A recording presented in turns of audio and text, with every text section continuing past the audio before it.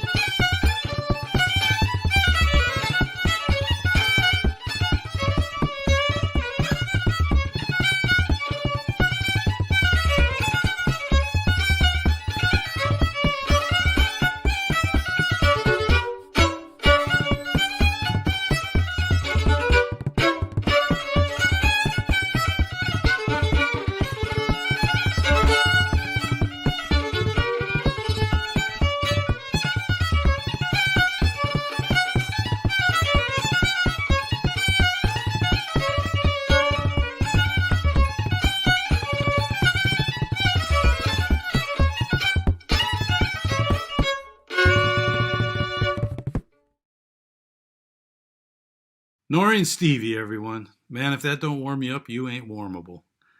And now Stevie keeps singing into his phone, joined by Andy Noyes on slide, and also joined by Stevie Mateer on bass. And of course, and above all, joined by the spirit of John Prine.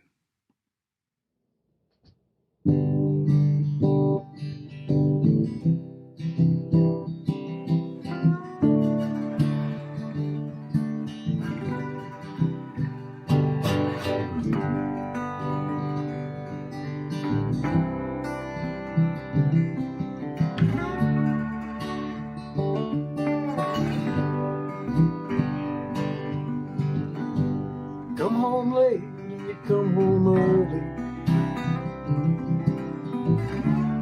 Come home, babe, when you're feeling small.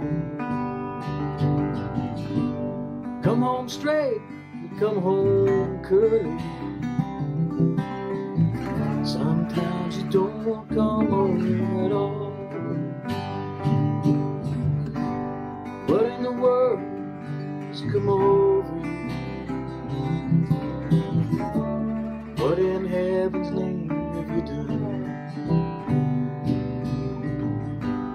Broken the speed of the sound of loneliness. Out there running just to be on the run. I got a heart that burns with a fever. I got a worried and a jealous mind. I kind of love that lasts forever.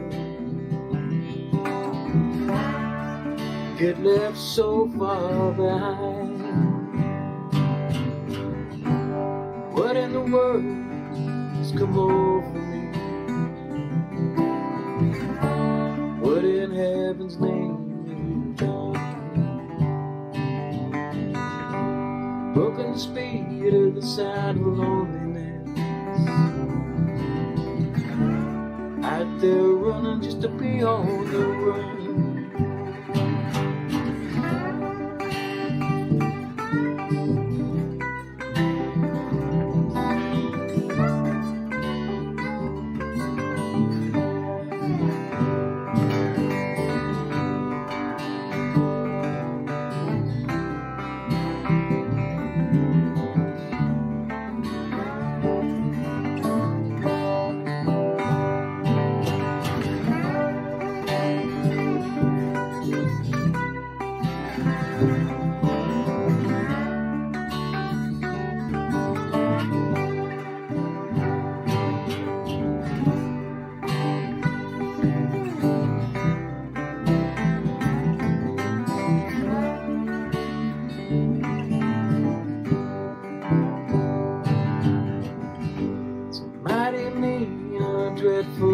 Sorrow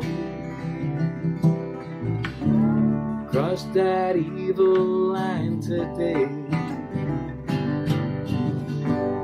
How can you ask about tomorrow? Ain't got one damn word to say. What in the world has come over me? What in heaven's name have we done? You've broken the speed of the sound of loneliness. Out there running just to be on the run. What in the world has come over me? What in heaven's name have we done? Broken the speed of the sound of loneliness. Out there running just to be on the run. Out there running just to be on the run.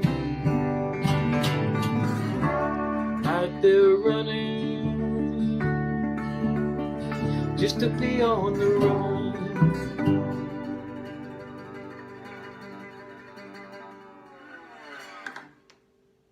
There you are. We won for John Prine. Stevie Mateer and Andy Noyes, everybody, with an assist from young Finn working behind the scenes but at the controls. One of the fun bits of the Tiny Tent Show is we have a chance to actually engage in conversation with some of the folks you've maybe only seen from stage. And so it's my pleasure tonight to say that I'm about to share with you a conversation I had with the man who taught me how to pronounce Bodhran. He can explain that. Stevie Mateer. Howdy, Stevie. Hey, Mike. Are you well? Yeah, as we see in Ireland, fair to middling. I'd say that's about right. Yeah, that's all I would say. Yeah. So earlier in the show, I referred to you as the man who taught me how to say Bodhran. Well, you didn't actually learn right. It's Bodhran. You were close.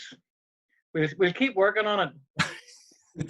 Yeah, I think it's hard. So if people don't know, that's it's spelled help, and you can correct me on this too. I'm going to take a shot without looking at my notes.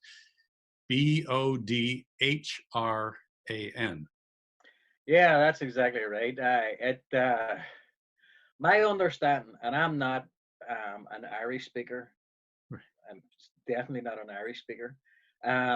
It comes from the Irish word or the Irish verb bore, to deafen. So I suppose an English translation of it would be the deafener, but it's pronounced Bodhran or Bodhran, depending on what part of Ireland you come from and how much you've been drinking at the time. That's good. I have a lot of Irish blood. My grandma was from that country, but I've never had a drop of alcohol in my life. So I'm doing what I can to overcome those vicious stereotypes. Well, the trouble is, if you claim to be Irish and you don't drink, they might not let you into the country, man. Have to take some sort of blood test at this point, probably. Yeah. Well, when's the first time? And by the way, Stevie is multi-talented and does many things. I don't want to pin him down just to the one instrument. But what's the first time you picked one of those up? Oh, that's a story, man. Is it safe for family television, Stevie? Oh yeah. No, see, I was brought up in Northern Ireland, and I was brought up in the Protestant tradition. Now, when I was born in the early 1960s, I'm a baby boomer just about. I got in the last year of the baby boomer generation. But in Ireland, we were just starting to have our own mini conflict, but it wasn't that many. It lasted for 30 some years. And so Protestants kind of turned their back on Irish traditional music because it was Irish. And Protestants during that conflict were generally very keen to be seen as British and not Irish. That's another long story, but so it was never exposed to Irish traditional music when I was growing up. However, I did bump into a couple of guys who were not from the Protestant tradition and who were very into Irish music in all its forms, not just traditional, modern, whatever. So they took me to this guy who skinned his own goats, put it like that. So he made drums from scratch, from the absolute raw materials, as most bodhran makers and lambeg makers do, by the way. He was slightly different in that a lot of bodhran makers would get their goat skins from somewhere else, but he had a contract from a national park in Donegal, I think, of all places, that had the only herd of goat, wild goat in Ireland. And so he would get the raw material, he would get the goat, the full goat, and he would have to skin it and prepare the skin and all that. So they took me up to his workshop and sat me down in front of him and said, here's a Protestant and he wants to learn how to play the bodhran. So after they'd all stopped laughing, they gave me a drum. And the weird thing that I found about Irish music in general, even though it was never on my radar growing up, when I heard it, I kind of instantly understood it. Mhm. Do you know what I mean? It was like it was in there some way or other.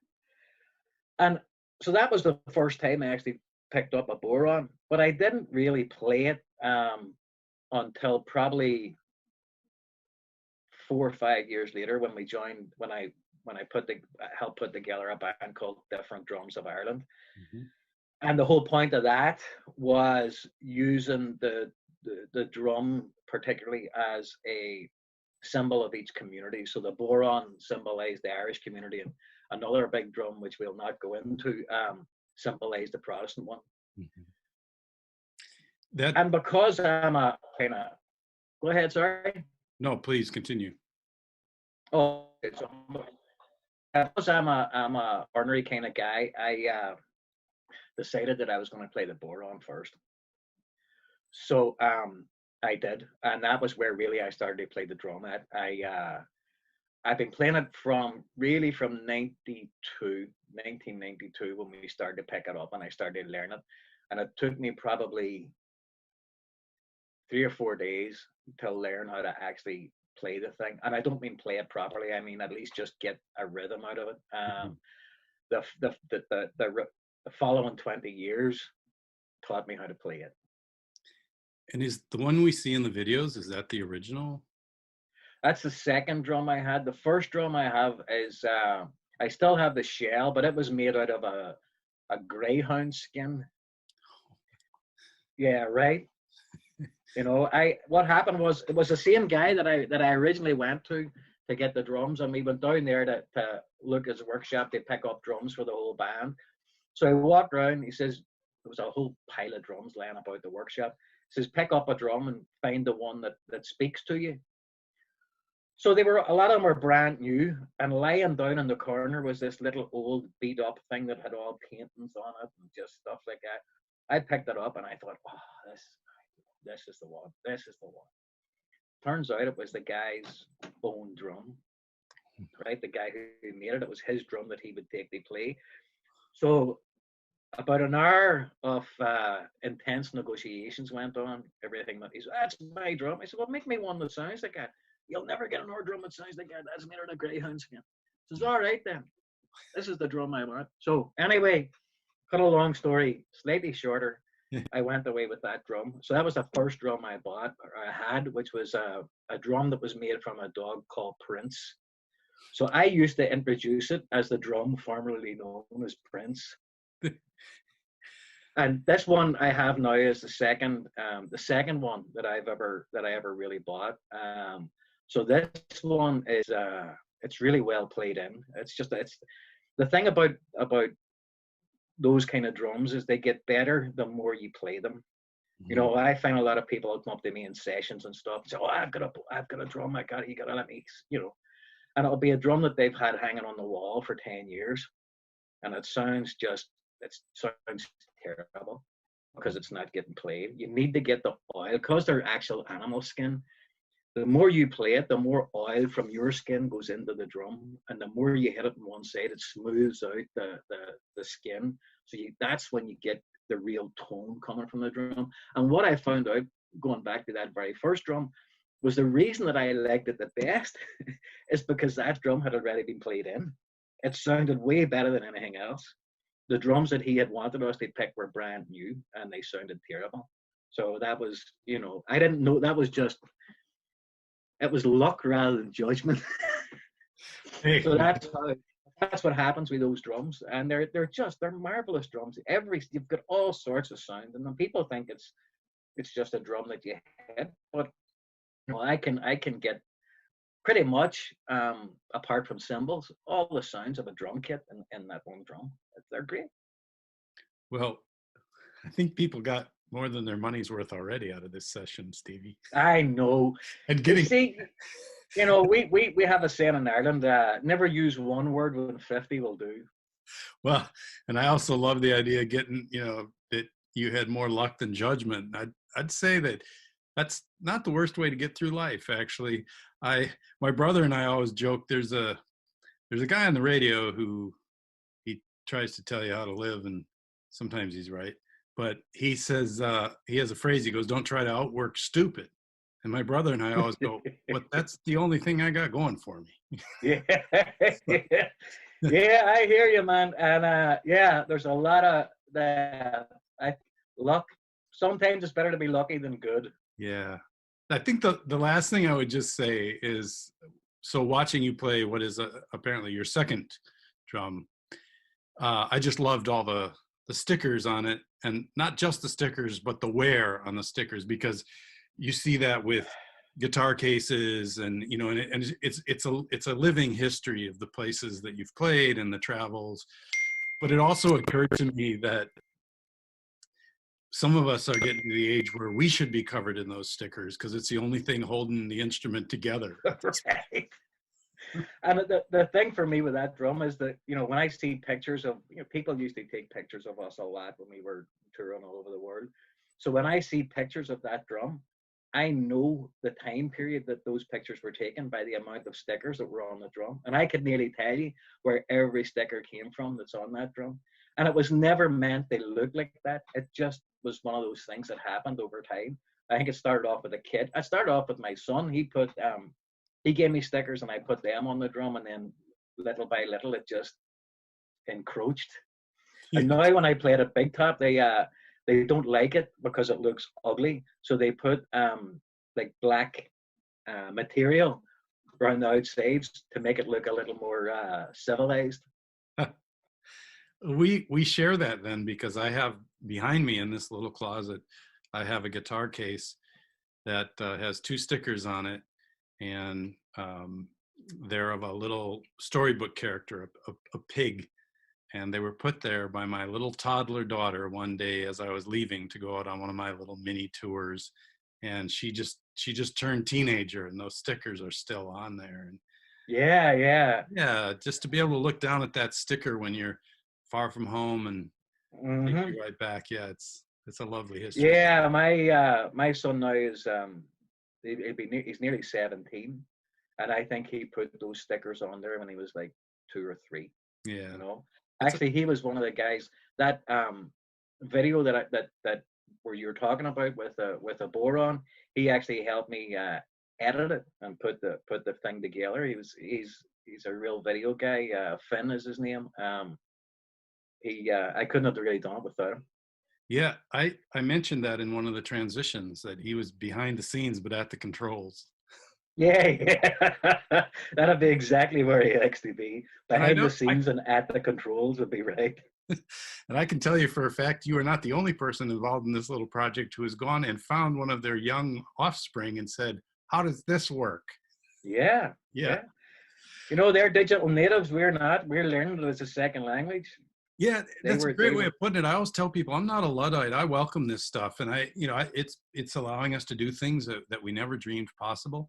But it's not about whether you like it or not, or you're afraid of it or not. It's just not your native language, and you've got to start over. And I have a daughter who's 20, and the other night I was trying to post something, and I just needed to do a very simple little thing, and I just for the life of me couldn't figure it out. And of course, I handed her the phone, and it's like whip, punch, it's done. So yeah. Well, that's exactly what happened to him with those videos. I said, Finn, I need to do this. There's something I'm not really sure about. He came in and went, on. Okay, that's awesome. Out of the way, Dad. Yeah. Hey, it's Talk great. about feeling old, man. It's great to talk to you like this. We've been having fun with these. It's just a chance to, like we say, we're used to running into each other in passing backstage, and this is fun for us, and I hope it's fun for the audience as well. Take care of yourself. Take care of you and yours, and we will see you down the road. You too, man. You look after yourself. Stay safe. Wash your hands. Keep a safe distance from all those other folk. I miss you, man. It's good to see your face. Good to see you. Take her easy. Bye. Bye. So from the songs and stories of Stevie Mateer, we now move into a story song by Tom Draughn. This is a song that has been passed down through the ages and comes to Tom via Doc Watson. Take it away, Tom. Well, hey everybody, I'm Tom Draughn, and I'm a cast member in some of the shows up at Lake Superior, Big Top, Chautauqua. I came up here originally to go to Northland College from down in North Carolina, and I love all different kinds of music, but one of my favorite kinds is traditional ballads from down there in the mountains. And one of my big music heroes was Doc Watson. And I learned this from the singing of Doc. Now this is, it's an old border ballad, is what it is, from the Scottish-English border and time of the Jacobite Rebellion. And it's called Geordie. And by the time it came over here and then evolved and I heard it, it had been changed into Georgie. So here we go. Thank you, Doc. Here's Georgie.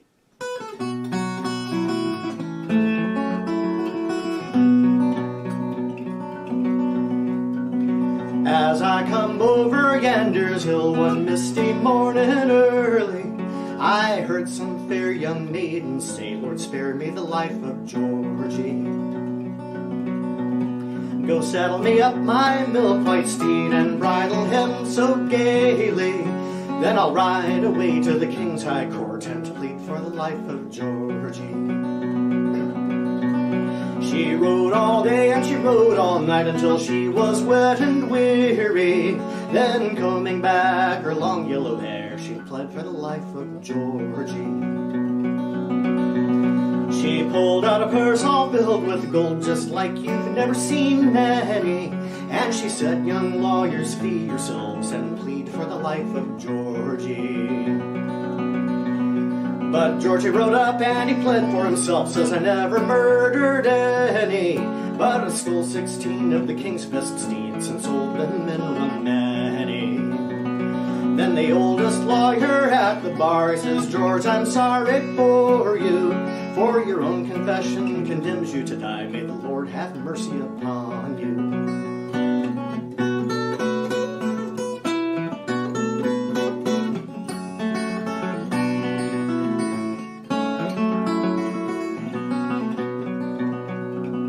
As Georgie was a-walking through the streets, he bid farewell to many.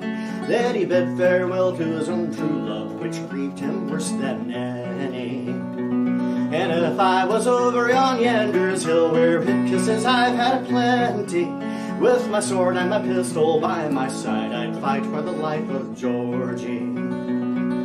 Georgie was hanged with a golden cord, just like you'd never seen many, for he was a member of the royal race and loved by a virtuous lady.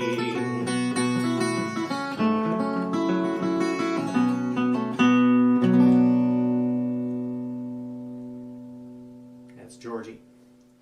And with my twisted sense of humor, every time I sing that line, he bid farewell to many, I think, and he also bid farewell to Mickey and Donald and Pluto and Goofy. Stay well, everybody, and shelter in place, and I will hope to see you again soon. Take care. Bye now. Tom Draughn, everyone, sharing history through song. History, and particularly Lake Superior history, has always been a part of the Lake Superior Big Top Chautauqua. Oh, look, Lake Superior is actually in the name.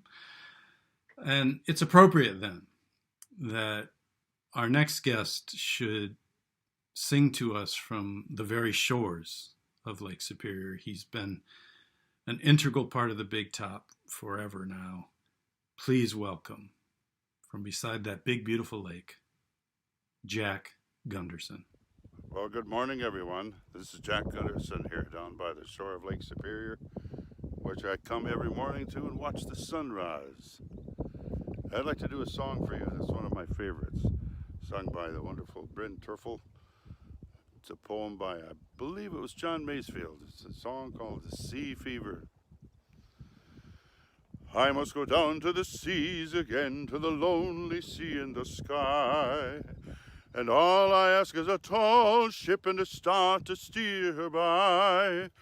And the wheels click in the wind song and the white sails shaking. And a gray mist on the sea's face. And the gray dawn breaking.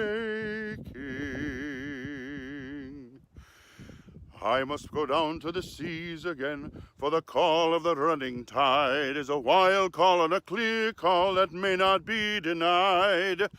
And all I ask is a windy day and the white clouds flying, and the flung spray and the blown spume, and the seagulls crying.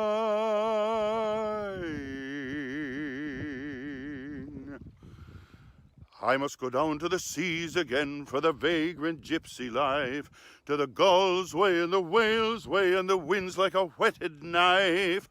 And all I ask is a merry yarn from a laughing fellow rover, and a quiet sleep and the sweet dream. When the long trick's over.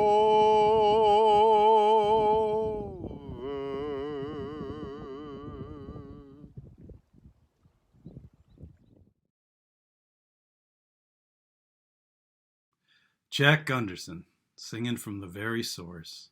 Thank you, Jack. I too ventured outside with my hand camera this week. Not for long, and into no setting nearly as dramatic as Lake Superior. No, but I did venture into the yard to throw myself open to the universe and pose the great existential question so many of us are facing in these times. So I've wandered outside here from my little writing room above the garage. If you listen, you can hear the sound of birds. Possibly.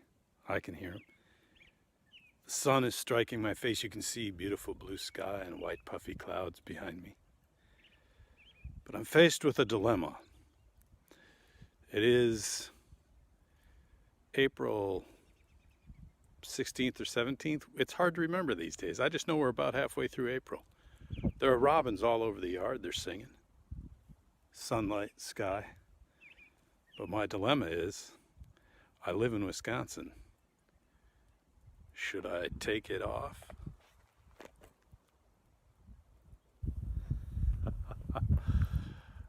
I don't know. Look at all that white stuff yet. Anyway, it's not really your decision. It's not your responsibility. I will make the call, but I think me and the robins are going to give it another couple of days. Honestly, I'm probably going to wait till June. Well, we switch now from the ridiculous to the sublime and welcome a songwriter of the tent and from our very own backyard. And as you will hear, part of a musical family. Please welcome our very own Danielle Diamond. Hi there, Big Top Chautauqua. Thanks for having me for this Tiny Tent concert series. I'm Danielle Diamond.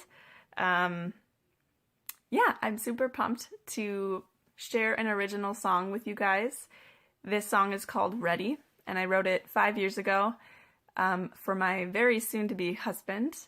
And it was right as we had met, and so of course I was falling head over heels for him. And surprisingly, this song landed me in a finalist spot for the 2015 Grammy Amplifier Songwriting Contest through the Recording Academy. So this song means a lot to me. My future husband, Wes, he actually ended up winning that whole songwriting contest, which was insane.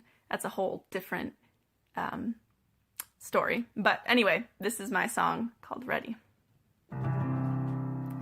I was ready to write only sad songs the rest of my life and give up being strong, bow to the fight.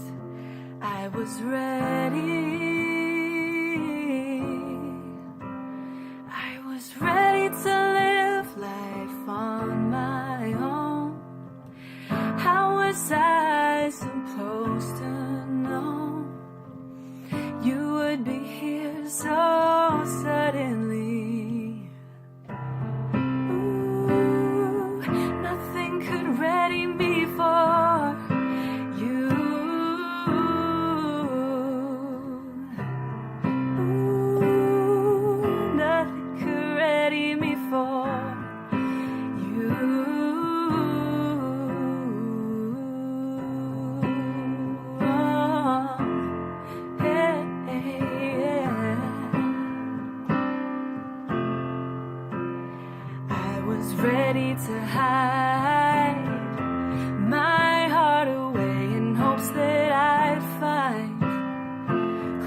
of someday, or some peace of mind. I was ready, and I was ready to swear off love for good, but suddenly there you stood, out of the blue into my heart. Ooh, nothing could ready me for you, no. Ooh, nothing could ready me for you, no, no. And the day you caught me by surprise, and the way your smile hits your eyes, before you, darling, what was life? Falling in love with you, gotta hold on tight, gotta hold on tight, because nothing,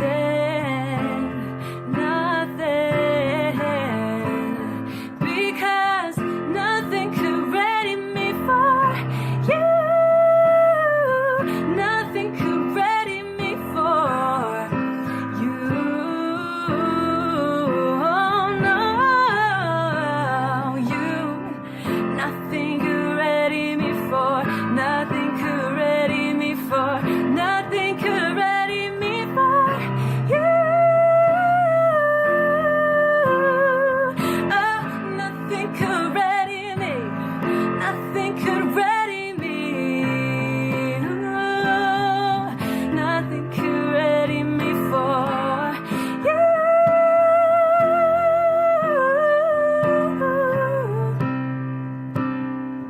nothing could ready me for you,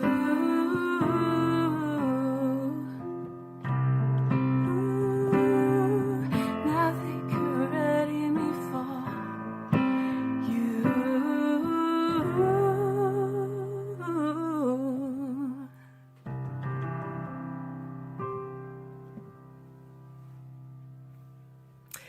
I know it's cheesy, but nothing could ready me for you, Wes. I love you so much. And I hope all of you guys enjoyed this song. I'm just super lucky that I get to do this. This is great. Thank you, Big Top, once again. Michael Perry for hosting. Yeah, stay well, stay positive. Hello to all my third graders. I am currently student teaching, so if any of you are watching, mwah, thank you. Have a good night, guys. Danielle Diamond, that was beautiful. And those are some lucky third graders to have a teacher that talented and engaged. It reminds me to mention that right now in my very backyard, we are watching teachers go above and beyond in difficult circumstances. And so a tip of the cap to them. Well, you're in for a treat now. You may know Jane Aleckson as the bass player for the Blue Canvas Orchestra. But like so many members of that bunch, she's so much more than that. So much more than just a musician who shows up on stage. And if you don't believe me, ask her llamas. Hi everybody, I'm Jane Aleckson. I'm one of the musicians. I play at Big Top Chautauqua. I want to introduce you to some of my friends. My husband and I have a farm here in Oakland. We're south of the Twin Ports. This is Elmo. He's a Chilean alpaca. This is Nico, Chilean. This is Casper, Murphy, and Flash back there. They're Peruvian. And this is my two goat friends, Eleanor and Abigail. So now we're going to come over here and we're going to let them out for the day. We like to wander on the land. Yeah, everybody, off we go. Yay! One time at the farm. Come on, everybody.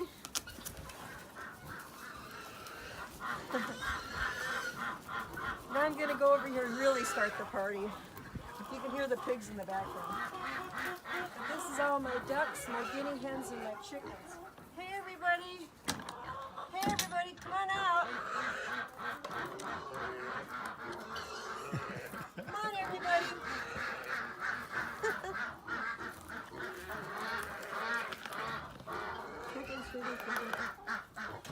Some guineas, chicken, duck, duckies. Well, they're just way. Oh, look at how shiny that one is now. It's like they groomed themselves for the picture. There's a party going on here for sure. Well, I hope everybody's staying well. We're good here. We're all healthy, and we're going to give you a little musical video in a minute. So anyhow, look forward to seeing you if we can get together this summer. Otherwise, I guess we'll do this for a while. Yeah. Wish you the best. And I'm happy to have you here on my farm with me today on this icy spring day, like 30 degrees here in mid-April. Still happy to be here, aren't we? Anyhow, I have a little chicken song for you.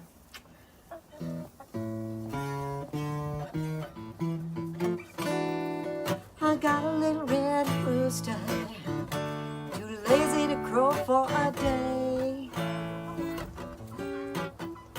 Well, I got a little red rooster, too lazy to crow for a day.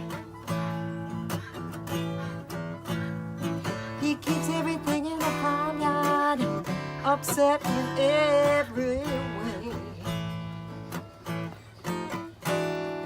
My dog Pete begins to bark and pigs begin to squeal all day. Ducks start a quacking and the goats done started a brawl. Watch out, all you kinfolk, little red roosters on the prowl. I tell you, he keeps all the hens fighting among themselves.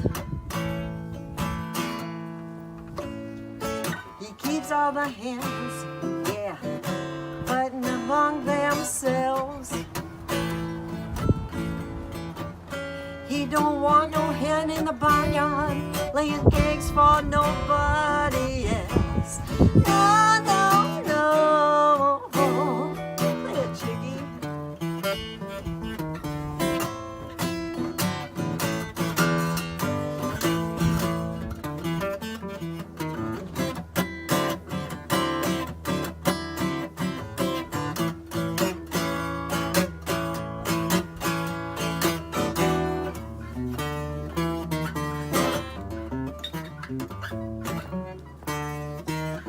Hey, you people, if you see my little red rooster, send him home. Said if you see my little red rooster, please, please send him home. I ain't had no peace in the farmyard since my red rooster's been gone.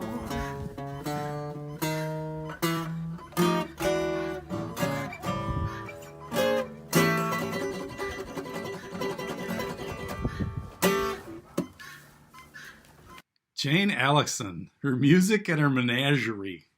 That was great. Well, to wrap things up tonight, we got the band back together, or at least some of the band, and we got them back together by electrons. But here they are, together apart, disparate members of the Blue Canvas Orchestra, and a great song called Whiskey Before Breakfast.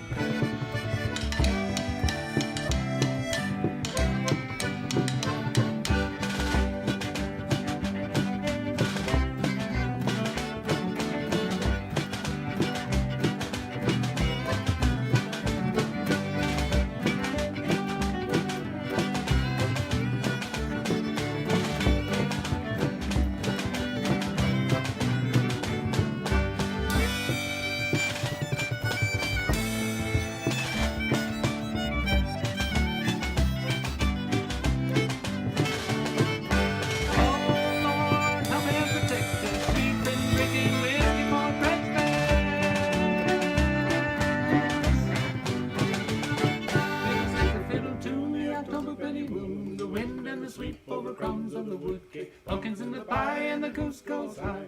Whistle, whistle, penny whistle, play a jig quick. There's a dance at the town hall later on tonight. There's a band from the big city come to play for money.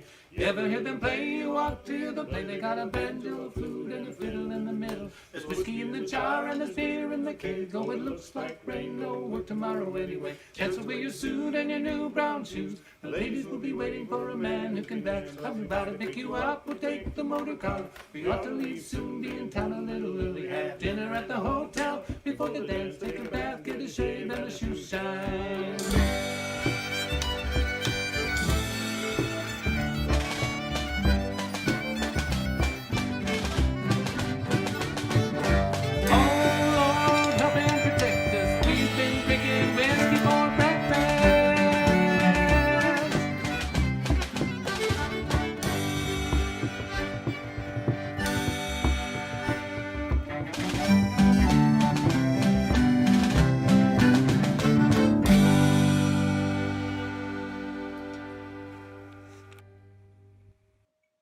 There's whiskey in the jar and there's beer in the keg. Oh, it looks like rain, don't work tomorrow. Can't you wear your suit and your new brown shoes? The way it will be different man you can dance.